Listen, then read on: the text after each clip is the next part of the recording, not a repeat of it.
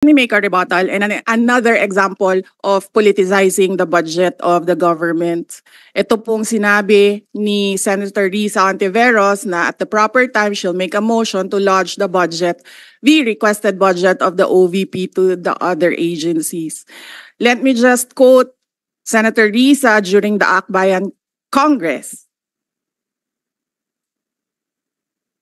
Alam ko po na ang daming kalat ni Duterte na hirap tayong linisin. Ang kadiliman noong panahon niya ay talaga namang nanuot sa ating lipunan para mansa na napakahirap tanggalin. At habang ang anak niya ay may kapangyarihan pa, hindi magiging madali ang ating laban.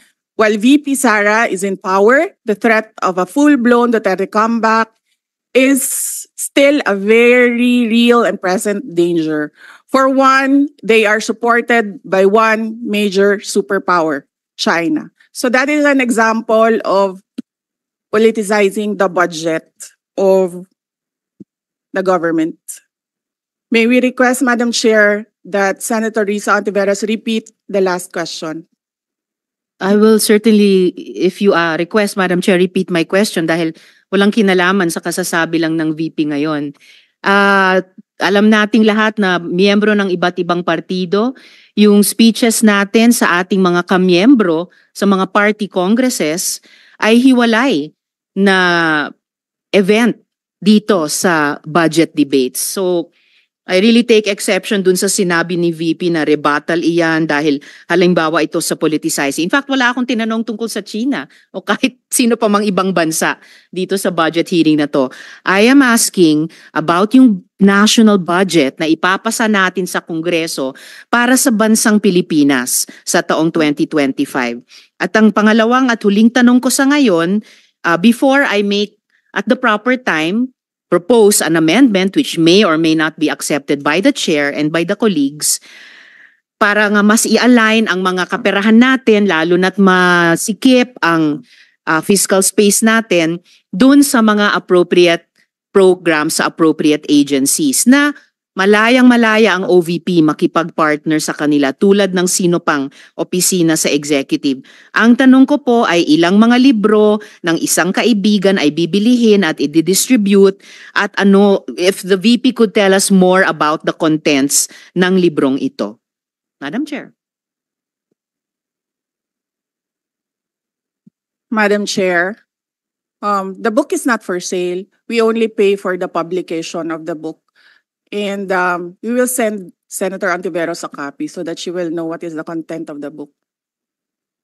Oh, this question is not only for me, Madam Chair, para rin para sa mga kasama dito sa budget hearing. Baka ilang araw pa bago mapadala at mabasa ko, which I certainly will.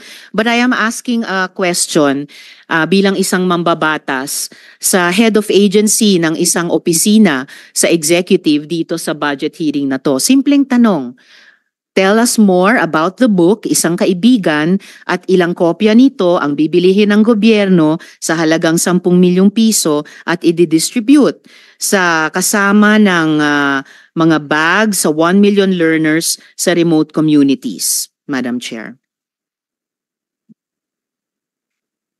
Madam Chair, this is an example of politicizing the budget hearing through the questions of a senator. Ang problema niya kasi, nakalagay yung pangalan ko doon sa libro. At yung libro na yan, ibibigay namin doon sa mga bata. At yung mga bata na yan, may mga magulang na boboto. At yung pangalan ko ay nagkalat doon sa kung saan man ibibigay yung libro. Madam Chair, we commit to send tomorrow everyone in this room a copy of the book. Madam Chair, hindi ko maintindihan yung ugali ng ating resource person. It is a simple question. Paulit-ulit na this is politicizing. Ang VP ang nagbanggit ng salitang boboto. Wala akong sinabing boboto. I'm simply asking, hindi ko ma-imagine we're making so much trouble, so much fuss about a 10 million peso item na itinatanong ko lang simpleng, what is the book about? At ilang kopya ang bibilihin ng gobyerno sa halagang 10 milyong piso at i-distribute. I don't appreciate this kind of attitude, Madam Chair. Usually, ang resource persons natin ay nagbibigay ng parehong institutional courtesy sa legislature na ibinibigay natin sa executive. I don't appreciate this kind of Senator attitude. Tolentino, do you have Madam Chair? Madam Chair. Yes, Madam Chair. Hindi ko rin maintindihan ang ugali ni Senator Risa Ontiveros, and I do not appreciate, ano yung sinabi niya? I do not appreciate this kind of behavior and attitude.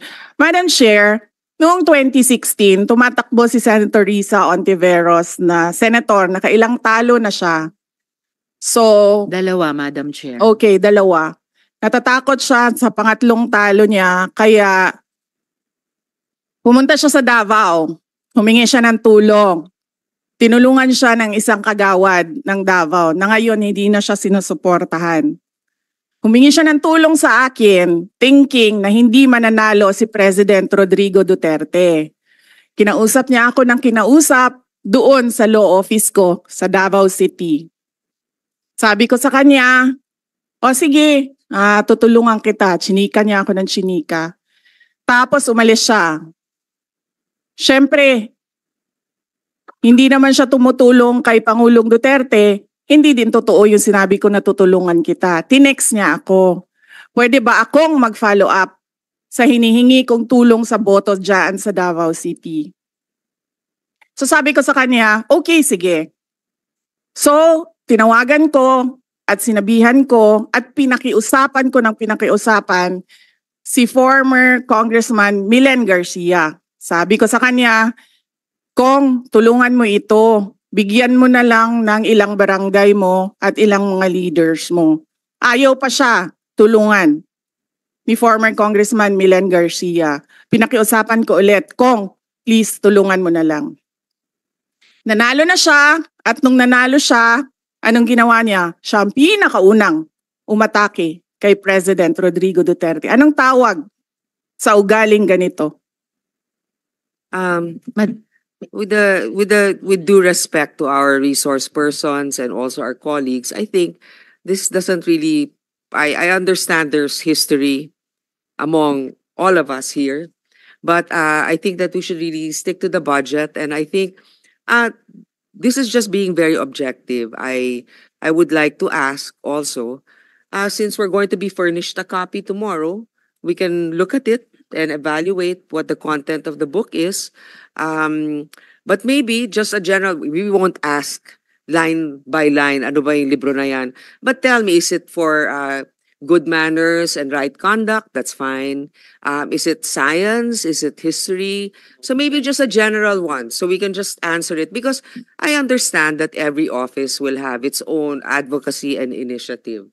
So, but then, I don't think it's also wrong for us to be curious what it is about. So just a general one. Any of the undersecretaries can tell me what the topic of the book is. Is it history? What is it? Madam Chair, the explanation is in the title, Isang Kaibigan. It's about friendship. Okay. Then that's for the record. It's about friendship. Madam Chair, just a last point. Okay. So kung sana ganun yung naging sagot sa simula pa, 'di ba? Napakasimple. Simpleng tanong, dapat simpleng sagot. Nagkwento pa ng kwento na sinabi dati na walang kinalaman sa tanong ko. Just for the record, as a last point, Madam Chair, this is public funds and we're making inquiries about them. Budget hearing po ito. Hindi po lahat about you. Pera po ito ng taong bayan. Okay. For the record, I Madam think Chair. let's Thank not you, get Madam Chair. personal, but Yes. I understand the emotion is high. But let's continue on. If you have any more questions, Senator Risa, we will Those have are just around- my two questions, Madam Chair. Maraming salamat po. Thank you.